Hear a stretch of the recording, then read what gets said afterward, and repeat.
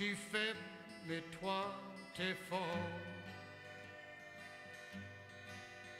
Jésus, j'appelle de toi encore. Laisse-moi marcher chaque jour que je vis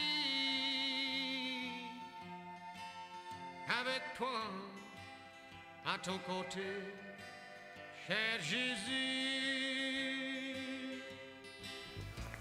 You know, when you think about someone's life that you've known, and now that they're gone, and you reflect back on what they meant to you, I think of the spiritual side of a person, and then the personal side. His commitment to serve the Lord was so evident in so many quiet and humble ways. You know, to summarize it, he was a kind, gentle man. He loved the Lord. He was faithful in service. He loved his family. He loved his church. And he loved doing volunteer work. He enjoyed helping people. You know, Jesus talks a lot about humility and servanthood in Scripture. And when I think of Fred Miller, I think of those two words. I saw his ordination certificate. He was a deacon in 1963, so he was a deacon for 50 years. He and Mary and their family have been such a blessing to me. Oh, and I'm glad that God allowed me to serve with them. In all those years, Fred never had an unkind word toward me or an unkind act. We seemed to get along good. Every time you saw something going at the church, Fred was there. He was never going to be left out. He was always going to be there helping. I never went to the camp that he and Mary served over in Louisiana, but I understand that,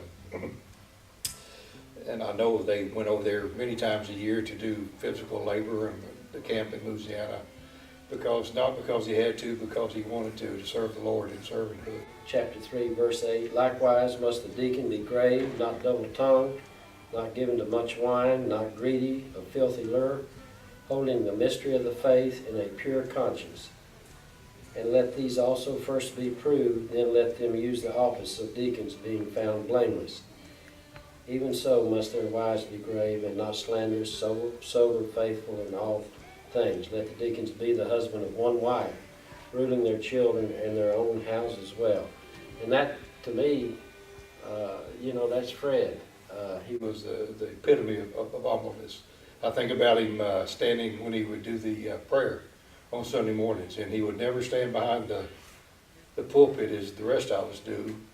He'd always stand to the side, and I think that was just part of his humility, and that was such an impact on me. Fred would always pray for missionaries in his prayer on Sunday mornings, and I thought it touched me that he would always remember someone else like the missionaries. But the last year or two on Sunday mornings, and I shared this with a few people before, when Fred would come down the aisle from church is over, I'd be going one way and he'd be going the other. And it was just hardly every Sunday, without a doubt, he'd take that big old hand and he'd put it out there and he'd say, "David, how are you?" And it was just always something. I would look forward to that, and I remember that about Fred. And it's just something that I remember that no one else probably was even aware of. But that was Fred, just his humbleness, his servanthood, and his friendliness, and his willingness to serve God.